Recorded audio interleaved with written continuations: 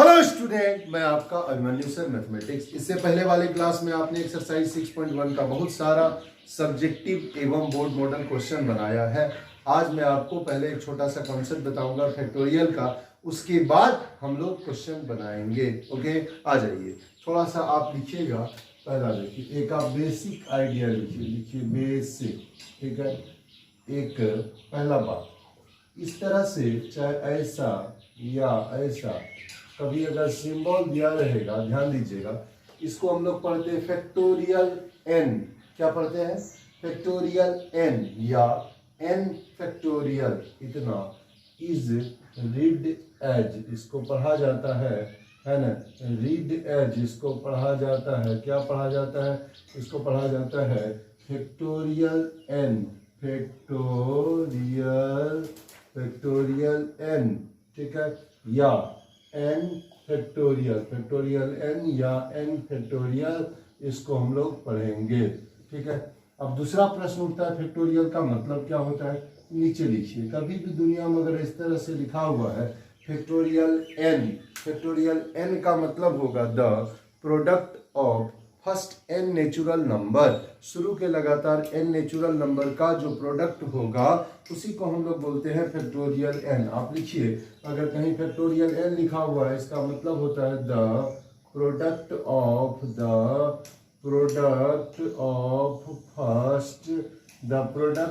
First N natural number, the product of first N natural number.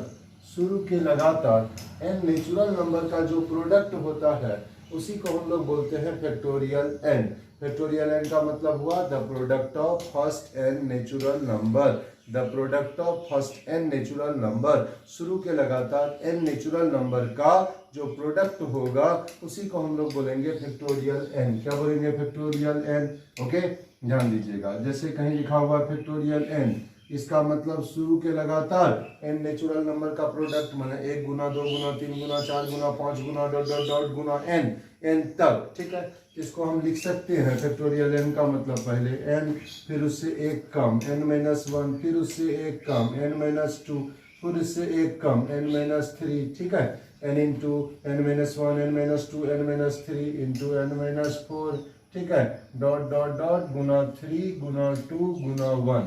ठीक है, ये आपका हो गया फैक्टोरियल एन। फैक्टोरियल एन का मतलब हुआ शुरू के लगातार एन नेचुरल नंबर का प्रोडक्ट, यानी फैक्टोरियल एन का मतलब हुआ the product of first N natural number.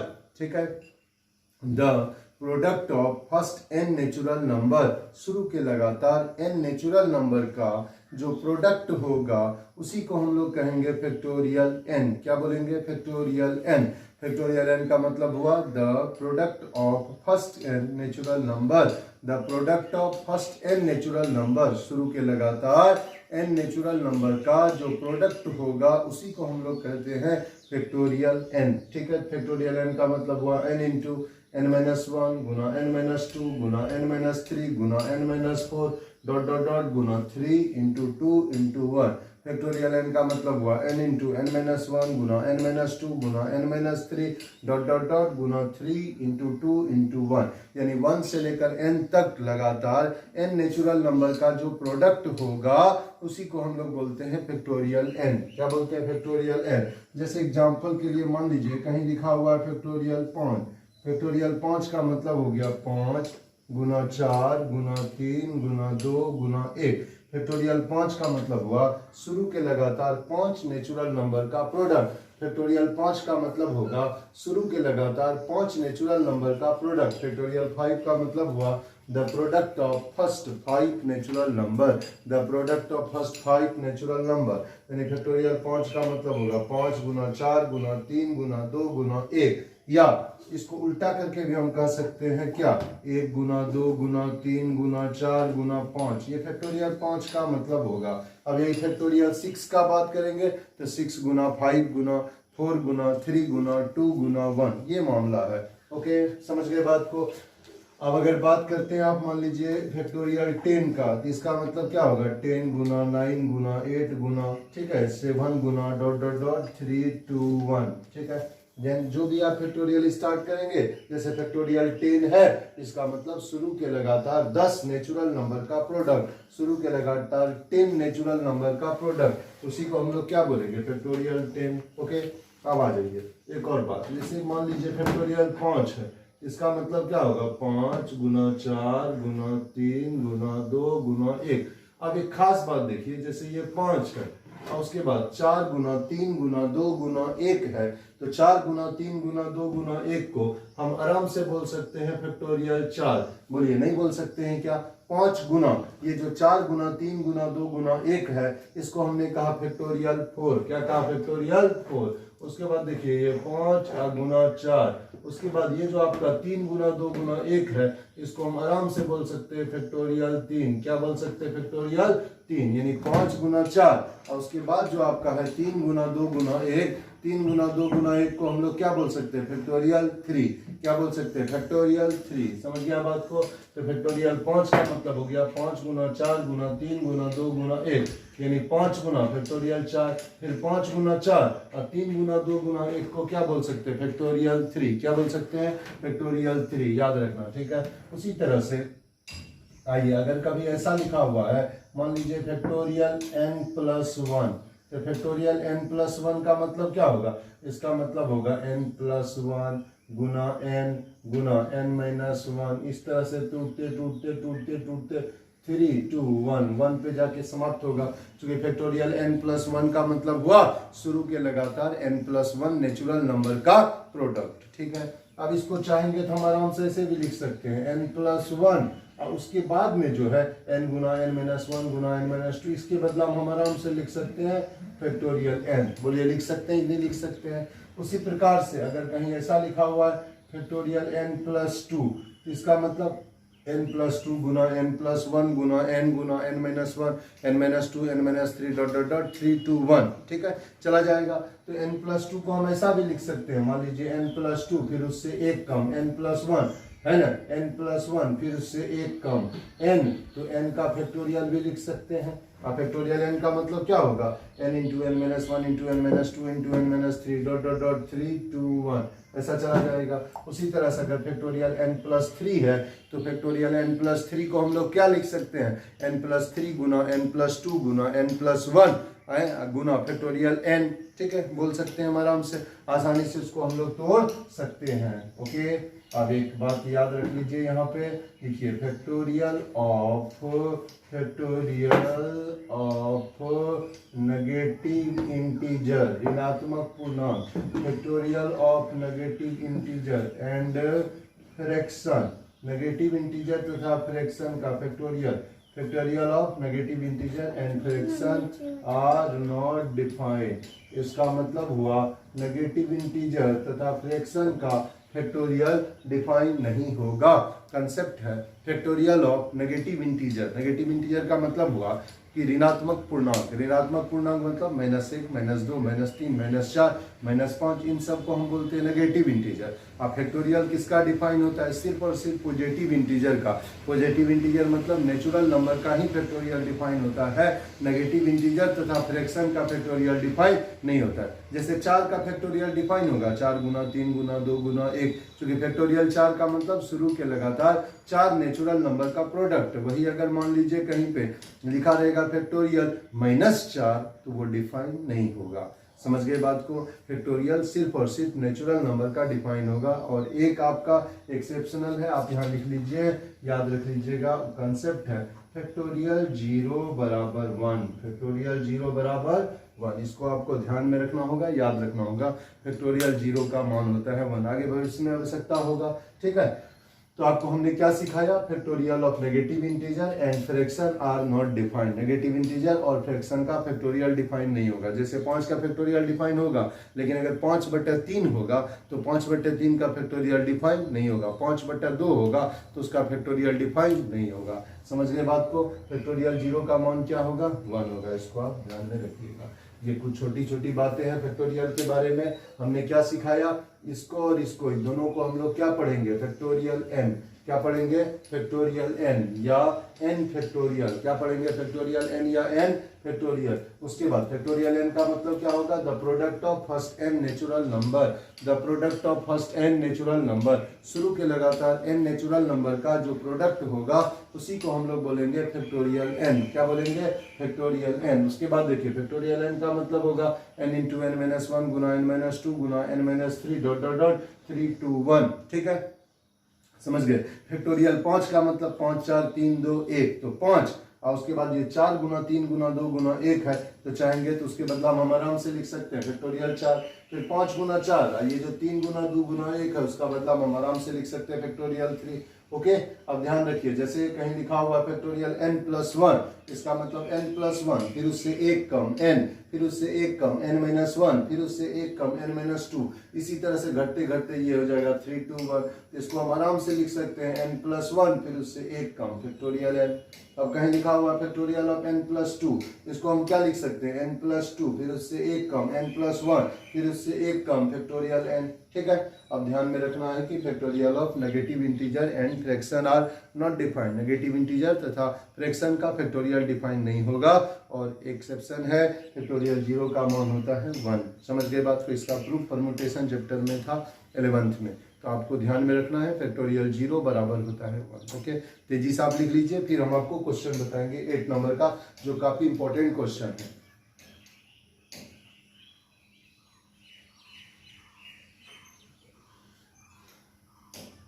विश्वास करते हैं आप लोग लिख चुके हैं,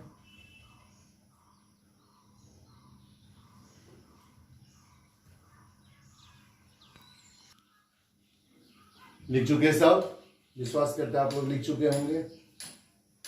थोड़ा जल्दी से लिख लीजिए जो हम इसको मिटा सकें। मिटाएं। अब इस पर एक बहुत अच्छा क्वेश्चन है, थोड़ा लॉन्ग क्वेश्चन है लेकिन इंपॉर्टेंट क्वेश्चन आप लोगों ने पूछा है। देखिए एक क्वेश्चन है, क्वेश्चन नंबर 8 नंबर का क्वेश्चन है, for a fix positive integer n, for a fix positive integer n, prove that, हमको क्या प्रूव करना है d बराबर factorial of determinant of factorial n, factorial of n plus one, factorial of n plus to, दिया हुआ बगल में लिखा हुआ है फैक्टोरियल n प्लस वन, फिर factorial of n plus two, factorial of n plus three, ठीक है। अब तीसरा कॉलम में है factorial of n plus two, factorial of n plus three, फिर factorial of n plus four, ठीक है, तीसरा कॉलम भी लिख दिया। इतना बराबर हमको क्या प्रूव करना है, बराबर हमको प्रूव करना है 2n cube plus 8n square, 2n cube plus 8n square plus 10n plus 4 गुना, इतना गुना फैक्टोरियल n का होल क्यूब। ध्यान दीजिए सवाल है फैक्टोरियल d बराबर factorial n plus one, factorial n plus two, दूसरा factorial n plus one, factorial n plus two, factorial n plus three, तीसरा factorial n plus two, factorial n plus three, factorial n plus four बराबर 2n cube plus 8n square plus 10n plus 4 गुना factorial n का whole cube. ऐसा हमको prove करना है। Okay, समझ गए बात को। अब देखिए प्रूव कैसे करेंगे, इस पर हम लोग विचार करते हैं। पहले सवाल में क्या दिया हुआ है, सवाल में दिया हुआ for a fix positive integer n, n क्या है, कोई फिक्स पॉजिटिव इंटीजर है, n क्या है, कोई फिक्स पॉजिटिव इंटीजर है। अब हमको प्रूव करना है factorial n plus one, factorial n plus two, फिर factorial n plus one, factorial n plus two, factorial n plus three, factorial n plus two, factorial n plus three, factorial n plus four बराबर इतना हमको prove करना है। Okay, सबसे पहले आप इसमें लिखो LHS, क्योंकि उसके बाद हम लोग सब मिलके LHS को तोड़ने का प्रयास करेंगे। LHS आपका है D बराबर, ध्यान दीजिएगा LHS में है factorial n plus one factorial n plus 2, ठीक है, दिया हुआ है। इस साइड में factorial n plus 1, factorial n plus 2, फिर फैक्टोरियल n प्लस 3, ठीक है, दिया हुआ है। फिर यहाँ लिखेंगे factorial n plus 2, factorial n plus 3, फिर लिखेंगे फैक्टोरियल n प्लस 4। समझ रहे बात को? इतना दिया हुआ है, ध्यान दीजिए। ये आपका d बराबर इतना, इसको तोड़ करके ये प्रूव करना। इसमें खासियत अगर गौर करोगे तो आपको लगेगा कि सर पहला कॉलम में factorial n plus 1 n plus 2 सबसे छोटा है फैक्टोरियल n। अब दूसरा कॉलम में अगर गौर करोगे आपको लगेगा n plus 1 n plus 2 n plus 3 सबसे छोटा है n प्लस 1। और तीसरा कॉलम में अगर गौर करोगे तो आपको लगेगा सर सबसे छोटा है n प्लस 2। अब कल्पना करिए अगर एक्स स्क्वायर और एक्स क्यूब में कॉमन लेना पड़े तो जो सबसे छोटा है उसी को ना कॉमन लिया जा सकता है। तो factorial n plus 1, factorial n plus 2, तीनों में सबसे छोटा कौन है? Factorial n। तो आसानी से फैक्टोरियल n को कॉमन लिया जा सकता है, ठीक है। तो पहले हम लोग इसको थोड़ा सा तोड़ते हैं, फिर हम लोग कॉमन लेने के बारे में सोचेंगे। ये क्वेश्चन है, इसको मिटा भी देंगे तो कोई दिक्कत की बात नहीं होगी। हम लोग इसको सिंप्लीफाई करते हैं, जरा गौर करिएगा। यहाँ जो आपका दिया हुआ है फैक्टोरियल n, ठीक है, देखिए इसको कैसे लिखेंगे। इसको हमने लिखा फैक्टोरियल n, ठीक है। अब जहाँ पे फैक्टोरियल n प्लस 1 है उसको हमने लिखा n प्लस 1, फिर उससे एक कम फैक्टोरियल n। जहाँ n प्लस 2 है उसको लिखा n प्लस 2, उससे एक कम n प्लस 1, उससे एक कम फैक्टोरियल n। ओके, अब आ जाइए जहाँ n प्लस 1 है उसको आप लिखिए n प्लस 1, फिर उससे एक कम फैक्टोरियल n।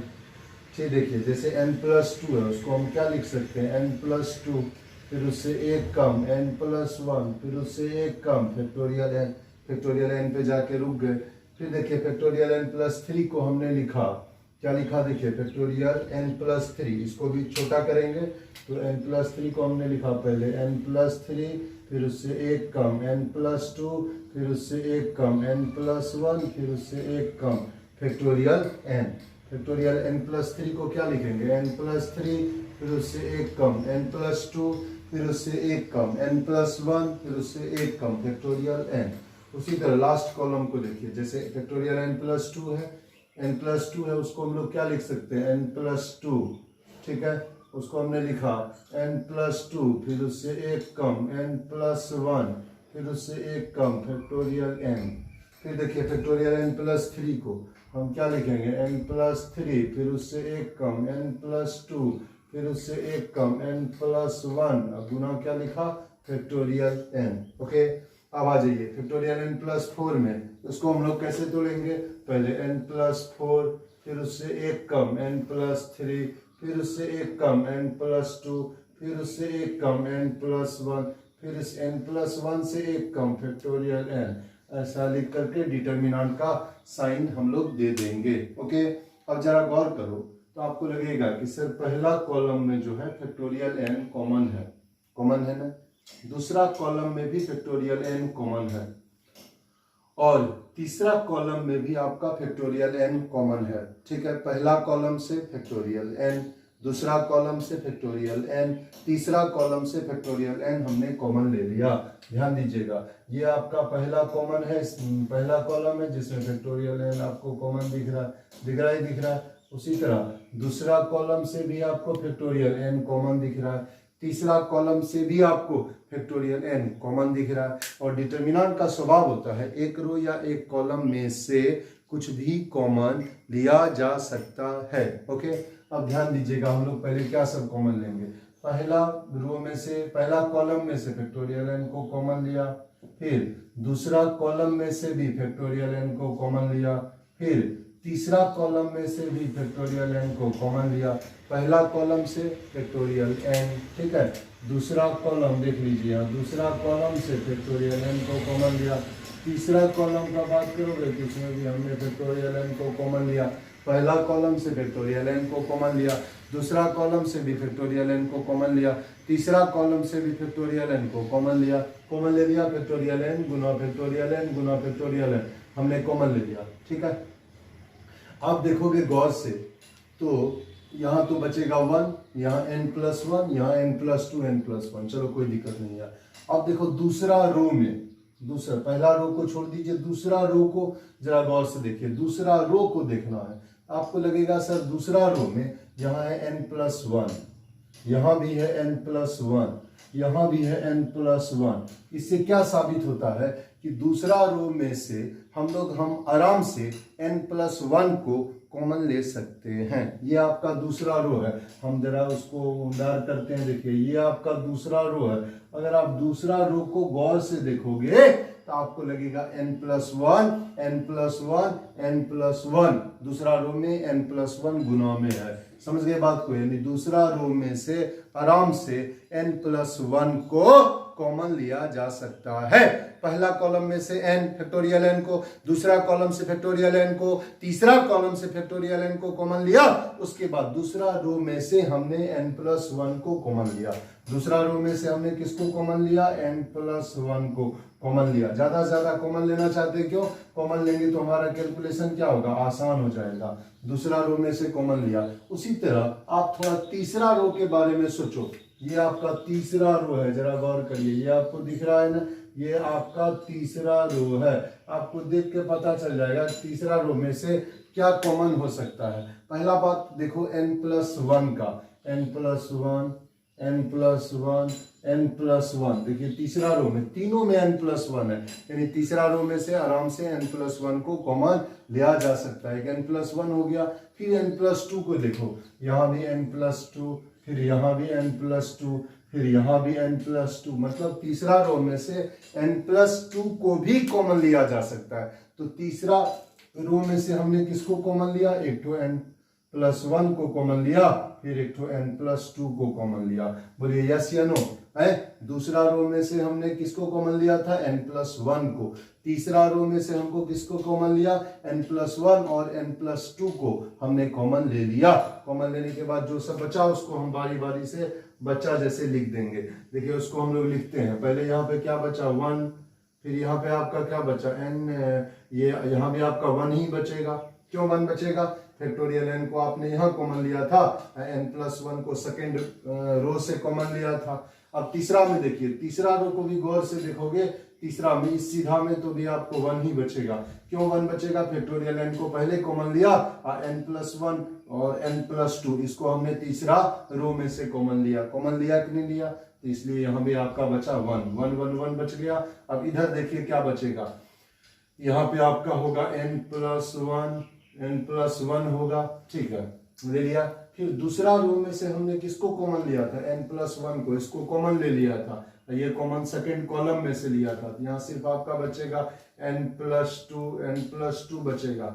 अब तीसरा रो में सीधा में देखो, फैक्टोरियल n को पहले कॉमन लिया और तीसरा रो में से ये दोनों n+1 n+2 को कॉमन लिया, तो यहाँ आपका सिर्फ बचेगा n+3। एनी प्रॉब्लम है? बचेगा।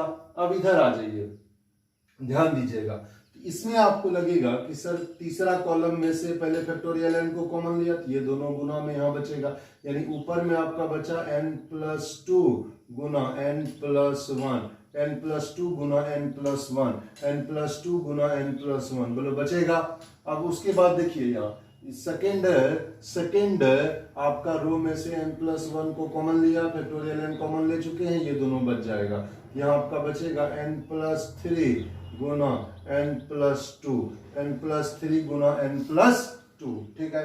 अब देखो तीसरा रो में से n+1 n+2 को हम पहले कॉमन ले चुके हैं, n+1 n+2 को कॉमन ले चुके हैं, ये दोनों आपका बचेगा। यहाँ आपका बचेगा n+4 गुना n+3, n+4 गुना n+3। बोलिए एनी प्रॉब्लम है? कोई दिक्कत का बात नहीं है, चूंकि तीसरा रो में से आपने किसको कॉमन लिया है? n+1 n+2 को, तो आपका बचेगा n+3 गुना n+4, बच गया।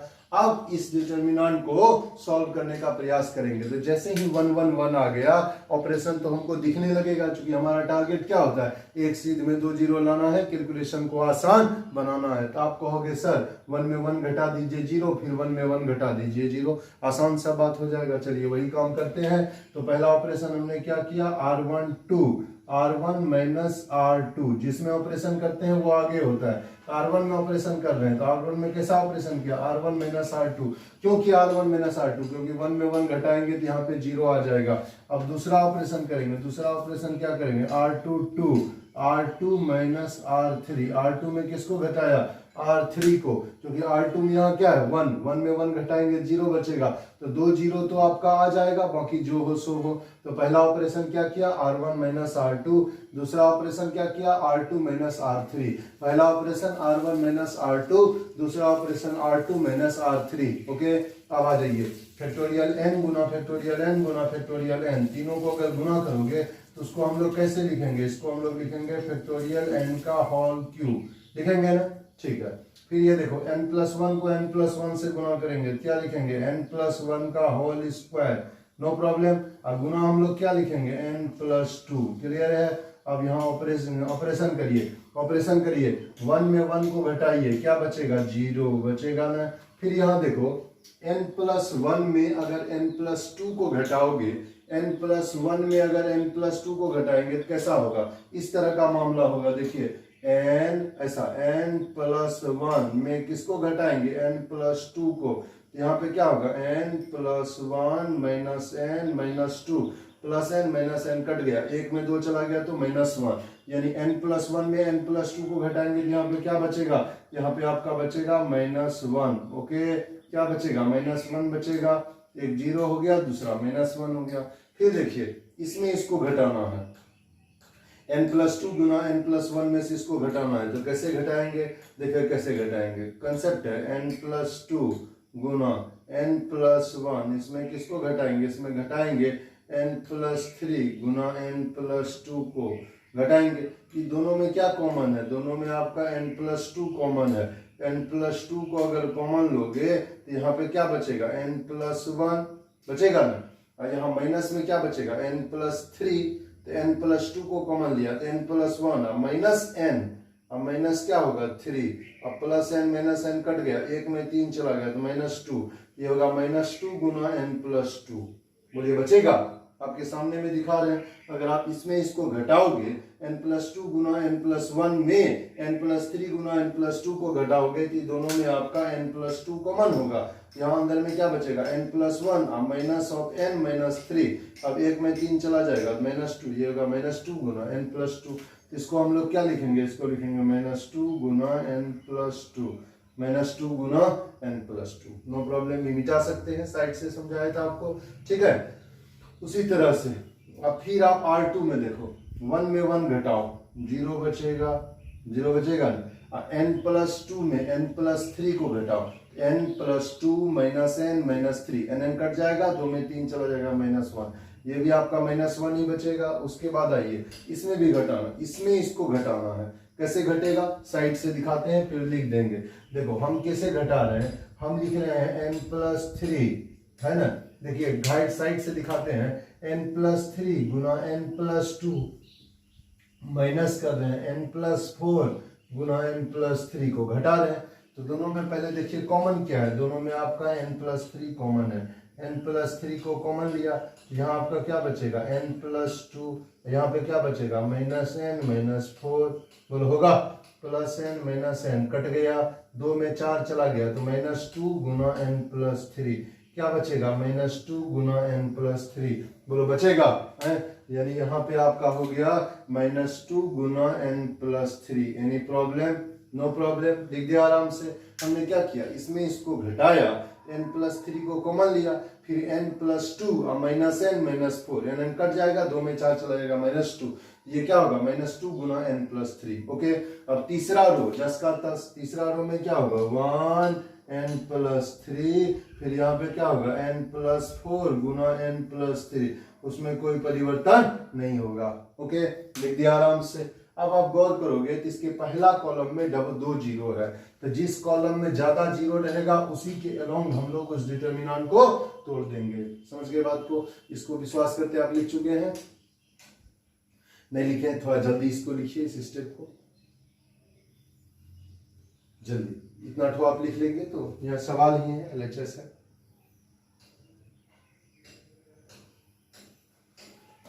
मिटा देते हैं।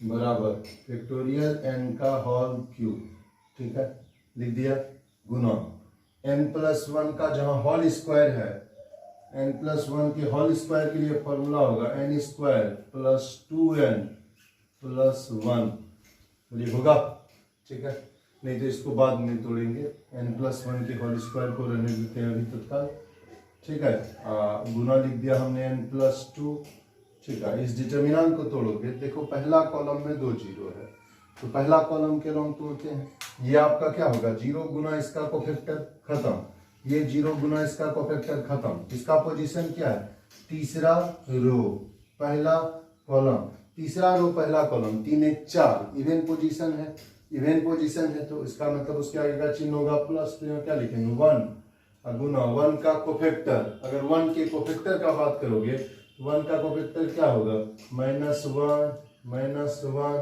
फिर ये क्या होगा -2 गुना n+2, फिर इधर क्या होगा -2 गुना n+3, एक बार होगा -2 गुना n+2, फिर होगा -2 गुना n+3, बोलिए यस या नो है।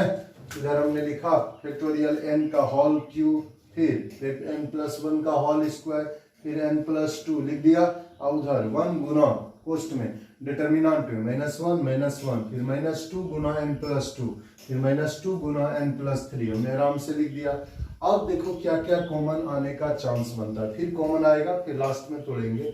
पहला कॉलम में -1 है, यानी पहला कॉलम में से -1 कॉमन आ गया, फिर दूसरा कॉलम को अगर गौर से देखोगे तो आपको लगेगा सर दोनों में -2 है, तो दूसरा कॉलम में से -2 कॉमन आ जाएगा, इसको हमने लिखा फैक्टोरियल n का होल क्यूब गुना n+1 का होल स्क्वायर गुना n+2, फिर पहला कॉलम में से -1 कॉमन लिया, दूसरा कॉलम में से -2 को कॉमन लिया, फिर डिटर्मिनेंट के अंदर में क्या हो गया 1 आ गया, और यहाँ पे आपका बचेगा n+2 है, यहाँ आपका क्या बचेगा n+3, समझ गए बात को, ध्यान दीजिएगा। यहाँ पे पहले आपका क्या हो गया, ये आपका -1 कॉमन ले लिया, या दूसरा कॉलम में से -2 को कॉमन लिया, यहाँ होगा 1 और 1 हो गया, यहाँ पे आपका होगा n+2 और यहाँ आपका हो गया n+3, ओके।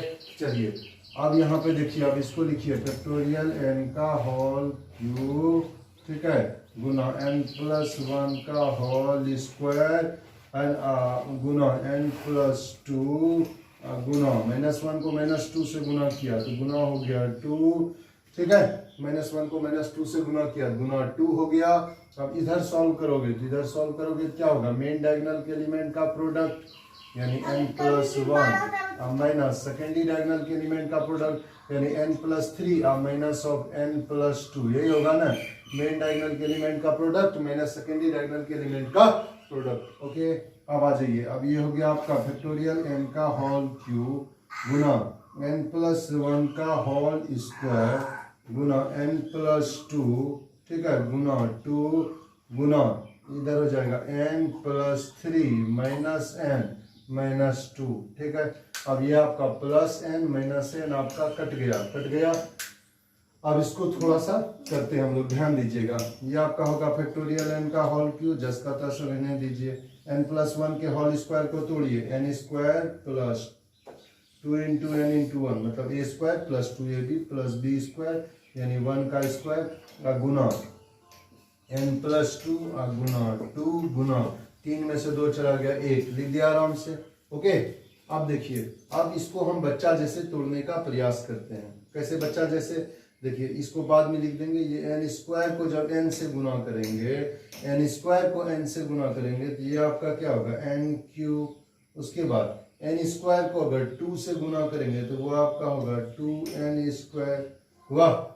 उसके बाद देखिए 2n को n से गुना करो तो ये आपका क्या होगा 2n², फिर 2n को 2 से गुना करो तो 2 दूना 4n, ठीक है।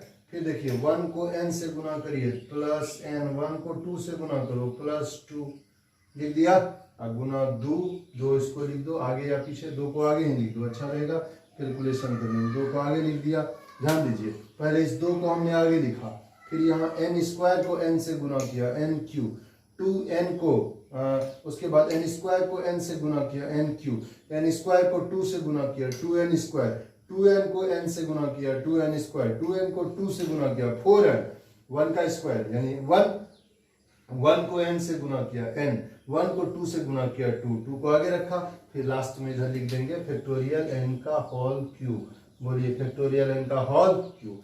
अब अगला स्टेप में आपका सारा कॉन्सेप्ट क्लियर हो जाएगा, प्रूफ हो जाएगा। 2 इंटू यहाँ देखिए n क्यूब, देखिए 2n स्क्वायर में 2n स्क्वायर को जोड़ेंगे प्लस 4n स्क्वायर, ठीक है हो गया। फिर 4n में एक n को जोड़ेंगे प्लस 5n प्लस क्या हो गया 2 गुना फैक्टोरियल n का होल क्यूब, ठीक है। 2 into n cube plus 4n square जुट गया प्लस 5n प्लस 2 गुना फैक्टोरियल n का होल क्यूब। अब देख लेते हैं प्रूफ जो करना है सेम टू सेम है कि नहीं है।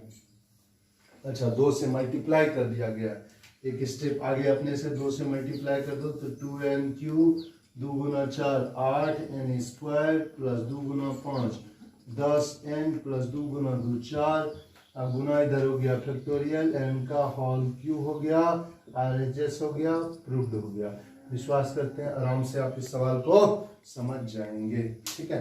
इतना तक है, ये आपको प्रूव्ड करना था, है ना। एक बार आपको प्रैक्टिस करना ही होगा इस सवाल का। बहुत अच्छा सवाल है, लॉन्ग क्वेश्चन है ये,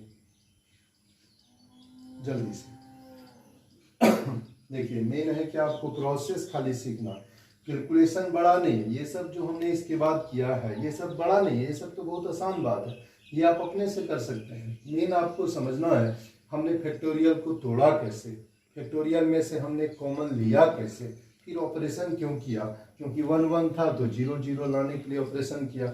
उसके बाद स्वाभाविक है एक कॉलम में 2 0 है तो पहला कॉलम के रोंग तोड़ देंगे। तो मेन आपको प्रोसेस को सीखना है कि हम बनाते कैसे हैं। कैलकुलेशन तो हार्ड नहीं है, कैलकुलेशन तो काफी आसान है। ओके जल्दी लिखिए।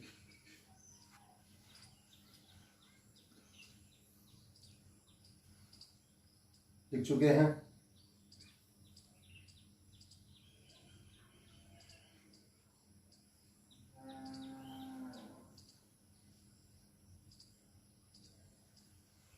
ये सब क्या आप लोग समझ गए होंगे? ये सब मिटा रहे हैं। अब इसके बाद आप एक क्वेश्चन देखिए, क्वेश्चन नंबर 14, 8 के बाद 14 नंबर में आते हैं। इसके पहले का कोई भी सवाल जो आपसे नहीं बनेगा, किसी सिन्हा का आप बुक देख रहे हैं, 8 नंबर अभी हमने आपको बताया, काफी इंपॉर्टेंट सवाल है। उसके बाद देखिए 9 10 11 12, ये सब जो 3-4 क्वेश्चन है आसान क्वेश्चन है। इसमें से 10 नंबर एक अच्छा क्वेश्चन आप बनाने का प्रयास करेंगे, ठीक है। और जो क्वेश्चन आपसे नहीं बनेगा तो आप क्या करिएगा, हमको कमेंट में लिख दीजिएगा कि सर हमसे 12 नंबर नहीं बना या हमसे 10 नंबर नहीं बना, तो हम अगला वीडियो में वो सवाल आपको बता देंगे, ठीक है। ओके अब आ जाइए 14 नंबर का एक सवाल है। इस सवाल में कहता क्या, ये काफी इंपॉर्टेंट सवाल है, लिखिए। सीबीएसई बोर्ड में ये सवाल 2013, 2015, 2019 बहुत बार पूछा है। बिहार बोर्ड के लिए भी ये सवाल भी आई है, कई बार पूछा गया है, आपके बोर्ड में पूछा जाएगा, कंफर्म है, ये सवाल पूछना ही पूछना है। आप लिख लीजिए बोर्ड मॉडल, ठीक है। क्वेश्चन लिखिए प्रूव दैट। कौन सा क्वेश्चन है? क्वेश्चन है determinant of 1x square x, 1x square x, फिर यहाँ पे आपका है x 1x स्क्वायर। ध्यान दीजिए determinant of 1x square x, फिर है x 1x स्क्वायर। उसके बाद तीसरा कॉलम में है x स्क्वायर x और 1, तीसरा कॉलम में क्या है x स्क्वायर x और 1, 1x square x, x 1x square, फिर x स्क्वायर x और 1 बराबर है, इतना बराबर होगा 1 माइनस एक्स क्यूब का होल स्क्वायर। इतना बराबर क्या होगा 1 माइनस एक्स क्यूब का होल स्क्वायर। ध्यान दीजिए इतना बराबर इतना हमको प्रूव करना, हम लोग कैसे प्रूव करेंगे इस पर हम लोग चर्चा करते हैं, ठीक है। ध्यान दीजिए determinant of 1x square 1x x square 1, ये सवाल को आप कम से कम 2 बार बनाइएगा, काफी इंपॉर्टेंट है। आपके बोर्ड परीक्षा में 2021 में पूछना है ये सवाल, ठीक है। एनसीईआरटी बुक में भी ये सवाल दिया हुआ है, आप लिख लीजिए एनसीईआरटी, है ना। अब देखिए भगाएंगे कैसे, पहले हम लोग लाते हैं LHS। LHS में आपका है, देखिए डिटर्मिनेंट ऑफ 1x² x लिख दिया, फिर दूसरा कॉलम को लिखिए x1 x², फिर तीसरा कॉलम को लिखिए x² x और 1। जरा गौर करिए क्या सब है डिटर्मिनेंट में, 1x² x, x1 x² x², ठीक है।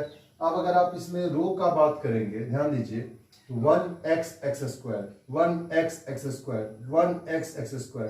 अगर आप कॉलम 1, कॉलम 2, कॉलम 3 तीनों को जोड़ोगे तो आपका 1 + x² होगा, या आप R1, R2 और R3 ये भी तीनों को जोड़ोगे तो भी इसका मान होगा 1x x²। बोलो यस या नो, दोनों में होगा 1x x², होगा कि नहीं होगा। तो हम कॉलम में काम करते हैं, इसका मतलब क्या होगा, कॉलम 1, इसका मतलब होगा कॉलम 2, इसका मतलब होगा कॉलम 3। तो हम ऑपरेशन करते हैं, कैसा ऑपरेशन है, column 1 2, column 1 plus column 2 plus column 3। कैसा ऑपरेशन किया, column 1 2, column 1 plus column 2 plus column 3, column 1 column 2 column 3 तीनों को हम जोड़ देते हैं, ठीक है। ध्यान दीजिएगा, कॉलम 1 कॉलम 2 कॉलम 3 अगर हम तीनों को जोड़ते हैं तो यहाँ पर क्या होगा, इस साइड में थोड़ा लिखते हैं, सुविधा होगा समझाने में। तो ये आपका हो जाएगा कॉलम 1 कॉलम 2 कॉलम 3 तीनों को जोड़ोगे तो ये आपका होगा 1 + x²। जरा गौर करिएगा, कॉलम 1 कॉलम 2 कॉलम 3 को जोड़ा तो 1 + x + x², फिर यहाँ भी जोड़ो, ये आपका क्या होगा, x² + 1 + x, ठीक है। यहाँ भी जोड़ो तो आपका x + x² + 1 ये होगा column 1 plus column 2 plus column 3, क्योंकि सेम आ जाएगा। और इस ऑपरेशन के बजाय अगर हम यहाँ ये भी ऑपरेशन कर देते R1 2 R1 + R2 + R3, ऐसा भी अगर हम कर देते तो यहाँ भी आता, देखिए 1 + x² + x, x + 1 + x² x² + x + 1, तो भी बात वही रहता है ना, बात सब में बराबर आ जाता। तो हम कॉमन ले लेते तो 1 1 1 आ जाता, फिर 1 1 1 को घटाते तो 2 0 आ जाता, ओके, सेम बात। तो हमने क्या किया, column 1 plus column 2 plus column 3 किया। अब हम क्या करेंगे, देखिए column 1 plus column 2 plus column 3, पहले 1 + x + x² + 1 + x, x + x² + 1 हमने कहा। अब दूसरा कॉलम में देखिए क्या है, x1 x², तीसरा कॉलम में क्या है, x² x और 1, x² x और 1। बोलिए एनी प्रॉब्लम, लिख दिया हमने आराम से, ठीक है। अब ध्यान दोगे आप भैया, तो आपको लगेगा कि सर पहला कॉलम में, ध्यान दीजिए, पहला कॉलम में आपका 1 + x + x² कॉमन है। पहला कॉलम में आपका क्या कॉमन है, 1 + x + x²। तो आप क्या करोगे मेरे भाई, हम लोग ने क्या किया, पहला कॉलम में से 1 + x + x² को कॉमन ले लिया। जैसे ही 1 + x + x² को कॉमन लोगे, अंदर में देखो क्या बचेगा, अंदर में आपका बचेगा 1 1 1, ठीक है। और यहाँ पे होगा x1 x², और यहाँ पे क्या होगा, x² x और 1। लिख दिया आराम से। देखिए क्या है, 1 + x + x² को हमने पहला कॉलम में से कॉमन लिया, फिर वहां अंदर में क्या बचेगा, 1 1 1 x1 x², फिर x² x और 1, ठीक है। अब क्या करेंगे, ये जो आपका 1 1 1 आ गया, तो हमारा टारगेट क्या रहता है, डिटर्मिनेंट को आसानी से सॉल्व करने के लिए टारगेट होता है एक सीध में, चाहे किसी एक रो में या किसी एक कॉलम में, एक सीध में 2 0 लाना है, कैलकुलेशन को आसान बनाना है, आंसर पाना है, कोरोना वायरस को भगाना है, ये हमारा कॉन्सेप्ट है, ठीक है। तो यहाँ हम बताना चाहते हैं कि यहाँ भी 1 है, यहाँ भी 1 है, यहाँ भी 1 है, तो 1 1 1 को हटाने के लिए करोगे क्या, इसके लिए हमने क्या किया, जैसे ये आपका R1 है और इसका नाम क्या है R2 और इसका नाम क्या है R3। एक बार R1 में R2 को घटाओ तो 1 में 1 चला जाएगा, इस सीधा में 0 होगा, फिर R2 में R3 को घटाओ, 1 में 1 जाएगा, यहाँ पे 0 आएगा, तो 2 0 आ जाएगा। उसके बाद देखा जाएगा कैसे कैलकुलेशन करें। तो ऑपरेशन आप लिखो R1 2 R1 - R2, दूसरा ऑपरेशन लिखो R2 2 R2 - R3, एक बार होगा R1 - R2, फिर एक बार होगा R2 - R3। एक बार R1 में R2 को घटाएंगे, एक बार R2 में R3 को घटाएंगे, एक बार R1 में R2 को घटाएंगे, एक बार R2 में R3 को घटाएंगे। समझ गया बात को। यहाँ हम लोग क्या बोलेंगे, यहाँ हम लोग बोलेंगे 1 + x + x square, 1 plus X square. अंदर में क्या बोलेंगे डिटर्मिनेंट, 1 में 1 गया तो 0, x में 1 गया तो x माइनस 1, एक्स स्क्वायर में x गया तो एक्स स्क्वायर माइनस एक्स। समझ गया बात को? ठीक है, 1 में 1 गया तो 0, x में 1 गया तो x माइनस 1। ठीक है, एक्स स्क्वायर में x गया तो एक्स स्क्वायर माइनस एक्स। फिर यहाँ देखो 1 में 1 गया तो 0, 1 में एक्स स्क्वायर जाएगा तो 1 माइनस एक्स स्क्वायर, x में 1 जाएगा फिर होगा x माइनस 1। फिर तीसरा रो में देखिए 1 एक्स स्क्वायर और 1 चलेगा, आराम से हमने लिख दिया। ठीक है, अब ऐसा गौर करो कि पहला कॉलम में 2 जीरो है, यानी इस डिटर्मिनेंट को आराम से पहला कॉलम के अलोंग तोड़ा जा सकता है। क्यों भैया? क्योंकि पहला कॉलम में 2 जीरो है। ये आपका क्या है? तीसरा रो। ये आपका क्या है? पहला कॉलम।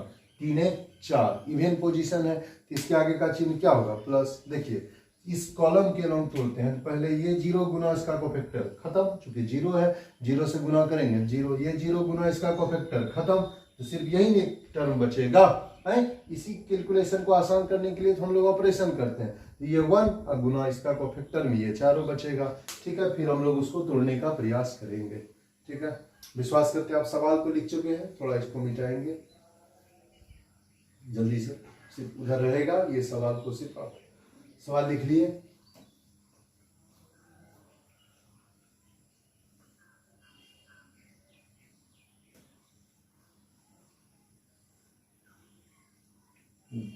लिख लिया आपने। अब देखिए क्या क्या कॉमन आंसर, पहले देखिए ये आपका स्टार्टिंग में है 1 प्लस एक्स स्क्वायर। ठीक है, इधर 1 गुना 1 का कोफैक्टर, 1 का कोफैक्टर में 4 बचा, क्या बचा? x माइनस 1, 1 का कोफैक्टर में क्या बचेगा? x minus 1। फिर यहाँ नीचे में क्या होगा? 1 माइनस एक्स स्क्वायर। पहले क्या होगा? x माइनस 1, फिर होगा 1 माइनस एक्स स्क्वायर, उधर एक्स स्क्वायर माइनस एक्स, फिर यहाँ पे आपका क्या होगा? x minus 1। बोलिए होगा? हमने क्या लिखा?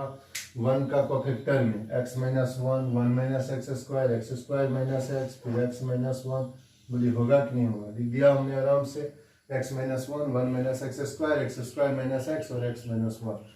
अब देखिए इसको हम लोग क्या करेंगे, इसको आप लिखिए अगला स्टेप में 1 प्लस एक्स स्क्वायर। ठीक है, अब देखो पहला रो में आपका x माइनस 1 है और यहाँ पे आपका 1 माइनस एक्स स्क्वायर है। ठीक है, एक काम करो मेरे भाई, इसमें से आप माइनस को कॉमन ले लो, माइनस चिन्ह को अगर कॉमन लेंगे तो आपका क्या होगा? 1 माइनस एक्स। बुरी होगा? ठीक है, अब 1 माइनस एक्स स्क्वायर में 1 को 1 का स्क्वायर सोच सकते हैं ना, 1 माइनस एक्स स्क्वायर को हम क्या बोल सकते हैं? 1 माइनस एक्स गुना 1 प्लस एक्स बोल सकते हैं ना।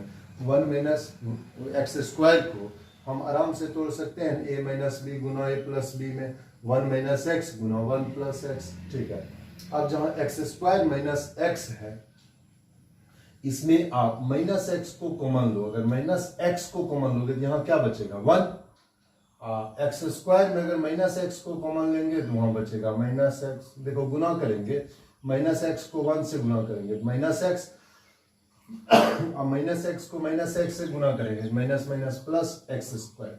फिर यहाँ नीचे में भी देखिए जहाँ x माइनस 1 है तो माइनस चिन्ह को कॉमन लीजिए तो 1 माइनस एक्स होगा, x माइनस 1 में माइनस 1 को कॉमन लेंगे तो 1 माइनस एक्स होगा।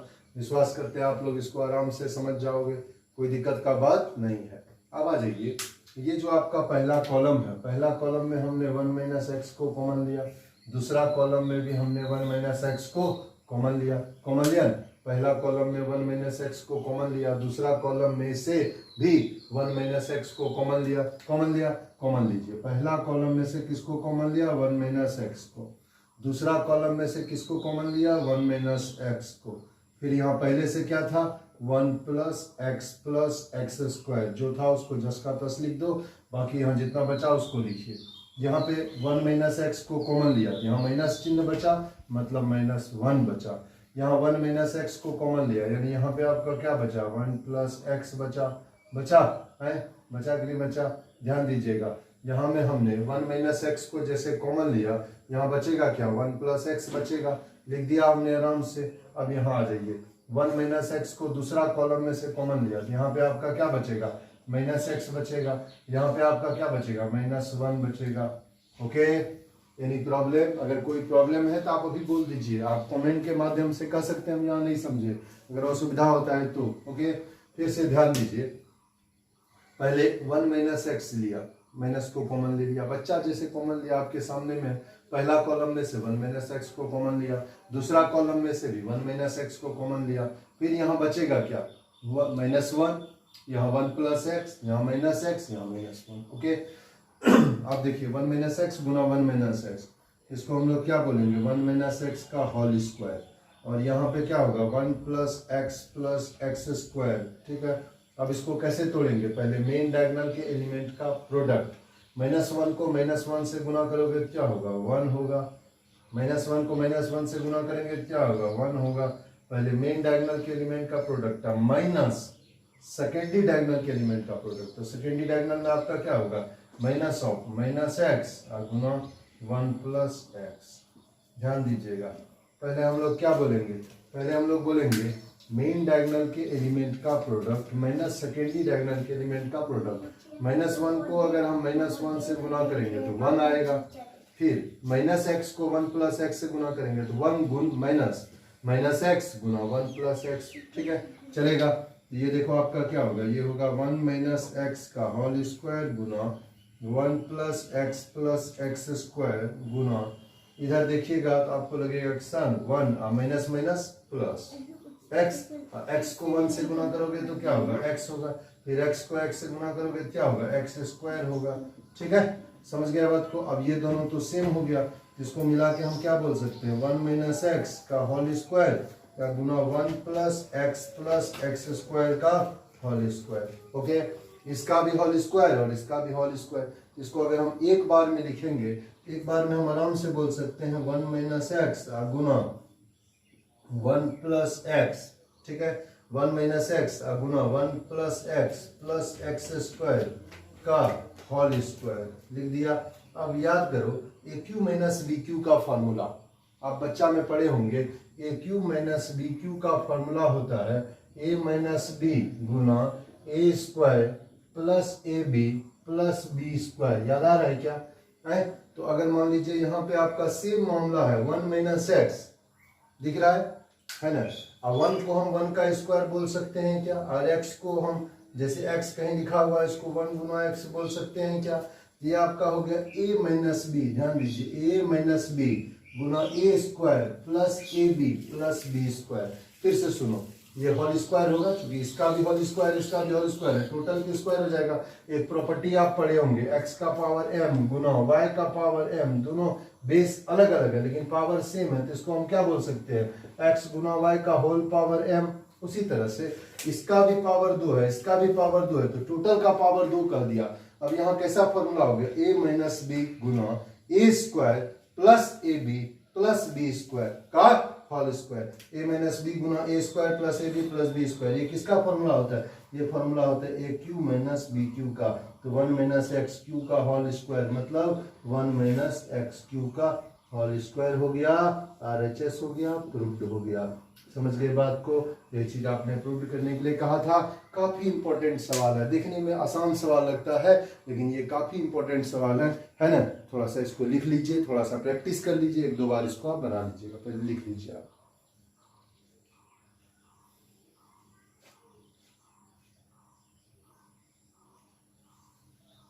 जल्दी से आप स्क्रीनशॉट ले लीजिए।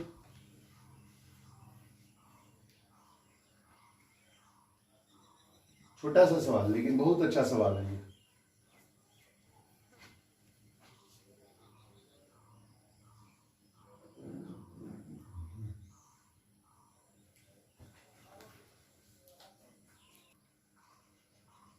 जल्दी से आप लोग लिख लीजिए, थोड़ा सा प्रैक्टिस कर देंगे ना तो इस तरह का सवाल को भी आप आसानी से बना सकते हैं। मेन प्रैक्टिस है, आपको प्रोसेस समझना है, क्या क्या प्रोसेस किया जाता है, फिर प्रैक्टिस है।